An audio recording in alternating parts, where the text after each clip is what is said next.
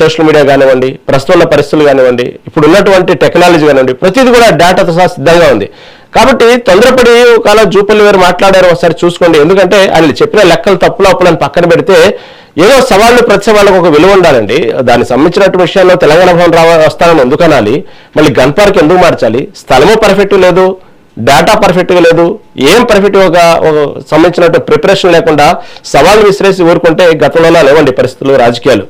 ఎందుకు ఈ విధంగా కాంగ్రెస్ పార్టీ ఎందుకు స్థలాలు మార్చింది, స్క్రిప్ట్ సరిగా లేదు, లెక్కలు సరిగా లేవు, ఎందుకు ఈ విధంగా అపవాదు పాలవుతున్నారు, ఎందుకు హాస్యం చూస్తున్నారు, చూసేటువంటి జనం ఇదంతా ఒక రాజకీయ డ్రామా అనుకుంటున్నారు కానీ ఉపయోగం లేకుండా పోతుంది. ఒకవేళ మీదే పర్ఫెక్ట్ స్క్రిప్ట్ అయితే ఏం జరుగుతుంది ఇక్కడ రాహుల్ గారు?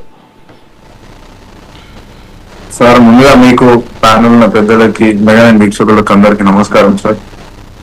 ఈ చర్చ అనేది ఈ రోజు రాష్ట్ర వ్యాప్తంగా ఉడుకునెచ్చింది. ఎందుకంటే ఏదో అయితే అని చెప్పి రాష్ట్ర ప్రజలు చూసారు. పాపం రాష్ట్ర ప్రజలు ఉత్కంఠంగా చూసారు. ఈ రోజు పార్టీ నాయకుల కంటే కామన్ ఇరు పార్టీలు, కాంగ్రెస్ పార్టీకైనా బీజేపీకైనా బీఆర్ఎస్ కైనా పార్టీలకైనా కొట్లాడేది పోవడం, ఇవన్నీ ధర్నాలు, ఇవన్నీ కామన్. సామాన్య ప్రజలు ఈ రోజు ఏదో చేస్తారు, హరీష్ రావు ఏదో చేస్తారు, కాంగ్రెస్ పార్టీ వాళ్ళు ఏదో చేస్తారు అని చెప్పి చూసారు. కానీ మధ్యలో పోలీసు వాళ్ళు వచ్చి ఈ రోజు ఆపరాన్ని కూడా ఈ రోజు చాలా మంది అందరూ నిరాశిస్తున్నారు. ఎందుకంటే వేచి చూస్తారు.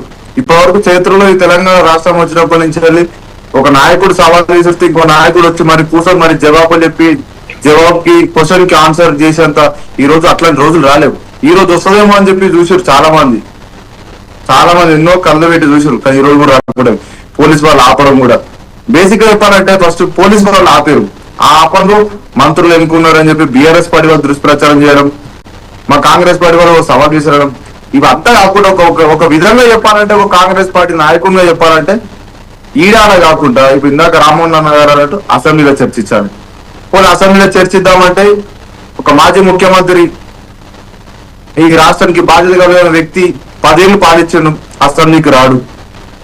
మరి ఎందుకు మరి ప్రతిపక్ష నాయకుడు అండి? మా ఒక ప్రశ్న. సరే అట్లా రాడనుకొని రేవంత్ రెడ్డి గారు ఏమన్నాడు, బిడ్డ నువ్వు ఏ చౌరస్తాకి రమ్మంటావు, మా మంత్రులు వస్తాం, మేము వస్తామని చెప్పన్నాడు. సరే ఆ సవాల్కి రాడు కేసీఆర్ గారు.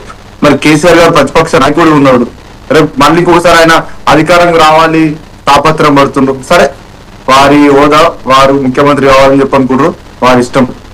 ఆ జనాల నుండి కొట్లాడుతుంది. ఆ కొట్లాడేది ఒక ముఖ్యమంత్రికి ఇంకొక మాజీ ముఖ్యమంత్రికి సవాల్ చేసినారు కానీ విసిరినప్పుడు సమాధానం చెప్పాలి. ఒక మాజీ ముఖ్యమంత్రి ఉన్నప్పుడు ఆయన ఎన్నడూ రేవంత్ రెడ్డి గారు సవాల్ విసిరితే, రేవంత్ రెడ్డి గారు ఈరోజు పిసిసి ప్రెసిడెంట్ గా లేరు, ఒక మంత్రిగా లేరు, ఒక నార్మల్ ఒక కార్యకర్త కాదు కదా సార్. ఈ రాష్ట్రానికి ముఖ్యమంత్రి 4 కోట్ల జనాల మీద ఈ రోజు ముఖ్యమంత్రి ఉండి మరి ఒక మాజీ ముఖ్యమంత్రికి సవాల్ విసిరిండు. ఇప్పుడే కాదు, ఈ రోజే విషయం అని అంటలే నేను. ప్రతిసారి చూసినా ఏ సభ మీద రేవంత్ రెడ్డి గారు సవాల్ విసురుతాడు. ఎందుకంటే కేసీఆర్ నోరు విప్పుతాడా అని చెప్పి ఎన్నడూ విప్పాడు. ఇందాక మొన్న కూడా ఏమన్నాడు, ఒక ఎగ్జాంపుల్ కూడా చెప్పాను. అరుంధతి సినిమా చూసారా, పశుపతి బంధించినట్టు ఫామ్ హౌస్ లో బంధించినట్టు అట్లే ఉండరు. ఇక నువ్వు ఏ రోడ్ మీదకి రావా, నువ్వు అసెంబ్లీకి రావా, ఏడికి రావా, ఒక అటెండెన్స్ లేదా, నీకేది లేదా, నేను గజ్వేల్ ప్రజలకు ఏమి చెప్తావు సమాధానం, నేను గజ్వేల్ ప్రజలు గెలిపించుకోరు కదా, నేను 3వ సారి కూడా గెలిపించుకోరు కదా అని చెప్పాను. దానికి దేనికి సమాధానం ఉండదు. సరే ఈ రోజు మా మంత్రులు గెలిపించి మరి ఈ రోజు సవాల్ రేవంత్ రెడ్డి గారు చేశారు. సరే ఆ సవాల్ కి బీఆర్ఎస్ పార్టీ వాళ్ళు ఒక దగ్గర ఇంటి నుంచి వస్తున్నాం తెలంగాణ భవన్ కి అని చెప్పి హరీష్ రావు ఫోన్ లైవ్ పెట్టుకొని వాళ్ళు వచ్చిరా అని చెప్పి ఇలా వచ్చేది ఉంటే ఆయన సవాల్ మేము విసిరినప్పుడు హరీష్ రావు గారు వచ్చి కూర్చోవాలి కదా. సరే మా నాయకులు తెలంగాణ భవన్ కూడా ఉన్నారు. సరే పోలీసులు అడ్డం పడ్డారు. మా నాయకులని హరీష్ రావు ఆపుతారు, ఇక్కడ మమ్మల్ని ఆపుతారు. సరే మధ్యలో ఇంకొక బహిరంగ చర్చ పెట్టకపోయారు. మేము బీఆర్ఎస్ పార్టీ వాళ్ళని అంటారు. కేటీఆర్ అంటారు ప్రెస్ మీట్ లో వచ్చి ఇంకెక్కడ దాకానైనా సరే ఇవాళ ఊకోము ఇవాళ వస్తాము, మేము మీరు ఎక్కడ దాకానైనా చర్చిస్తామని చెప్పారు. సార్ ఈ చర్చ అనేది ఈ 7-6 రోజుల మీద పెట్టారు కాదు సార్. 4 కోట్ల జనాలు చూస్తారు. అదే ప్రజలు సభలు పెట్టుకుంటాం కదా మనం. ఈ రోజు ఏ పార్టీ సభ అయినా పెట్టుకుంటాం కదా, భారీ బహిరంగ సభలు పెడతాం. అట్లాంటి భారీ బహిరంగ సభలన్నా పెట్టారు. ఎందుకంటే కేసీఆర్ ఒక అసెంబ్లీకి వచ్చి చర్చించాడు, ఒక ముఖ్యమంత్రి మాజీ ముఖ్యమంత్రి సమాధానం ఇయ్యారు.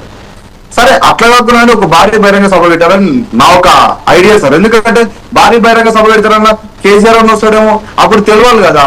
కేసీఆర్ ఏం చేసిండు, మేము 2 ఏళ్ళలో ఏం చేసినాం, 10 ఏళ్ళు వాళ్ళు బీఆర్ఎస్ పార్టీ వాళ్ళు ఏం చేశారు, 4 కోట్ల జనాలు చూస్తారు, వచ్చిన లక్షలాది మంది జనాలు చూస్తారు. అన్ని పార్టీ ప్రజాప్రతినిధులు ఉంటారు, బీజేపీ ఉంటారు, బీఆర్ఎస్ ఉంటారు, కాంగ్రెస్ వాళ్ళు ఉంటారు, అందరూ ఉంటారు. అప్పుడు తెలుస్తుంది ఆడ. కాకపోతే అంత కొంచెం చిట్టలంతా ఎందుకంటే బీజేపీ వాళ్ళు కూడా Right, right. కూడా వాళ్ళకి కొంచెం స్థానం ఇచ్చి వాళ్ళకి కూడా 4 కుర్చీలు వేసి బలిసంగా మాట్లాడుతారు కదా బిగ్ బాస్ అని చెప్పి Right. ఇక వాళ్ళకి బీజేపీ వాళ్ళకి కూడా కొంచెం స్థానం ఇచ్చినాం అనుకో ఇందులో వాళ్ళు ఏం మాట్లాడుతారో చూద్దాం వీళ్ళు కూడా ఆయన అంటారు బిగ్ బాస్ గోడ మీద పీరి లెక్క చూస్తారు ఇక హరీష్ రావు కొట్టుకుంటారా ఇక రేవంత్ రెడ్డి కొట్టుకుంటారా ఏం చేసుకుంటారా అని చెప్పి అసలు బండి సంజయ్ ఓకే రాహుల్ గారు. మాట్లాడుతున్నాడు ఓకే ఓకే సార్ నేను ఒక 1 మినిట్ సార్ రైట్ చూద్దాం. మీరు చెప్పినట్టుగానే బండి సంజయ్ గారు కూడా సవాల్ విసిరారు కాబట్టి చర్చకు పిలుద్దామని సరే చూద్దాం. దీని గురించి బీఆర్ఎస్ కాంగ్రెస్ కూడా ఎలా స్పందిస్తుందో నిజంగా ఇప్పుడన్నా బండి సంజయ్ సవాల్కి స్వీకరించి ముందుకు వస్తారో లేదో అది కూడా చూద్దాం. ఆ పరిస్థితులు కూడా ఎంతవరకు సక్సెస్ అయితే చూద్దామండి. ఓకే రామ్మోహన్ రావు గారు ఏదైతే ఈ ఇంకొక ప్రధాన అంశం ఎప్పుడు ఈ అప్పులతో పాటు గురుకులాల విషయం కూడా ముందుకు వచ్చింది. ఏదైతే దుస్తులు కానివ్వండి ఇతర సామాగ్రికి సంబంధించిన విషయంలో ఈ కాంట్రాక్ట్ విషయంలో మాత్రం చాలా కుంభకోణం అవినీతి జరిగిందంటూనే లోకల్ వాళ్ళకి కాకుండా ఎక్కడో ఢిల్లీ వాళ్ళకి కాంట్రాక్ట్లు ఇచ్చారు. దీన్ని బట్టి అర్థమవుతుందంటూ కొత్త వివాదం తెర ముందుకు తెచ్చారు. ఇది వాస్తవాలు ఏంటి, అసలు ఏంటి, దీని విశేషాలు ఏంటి?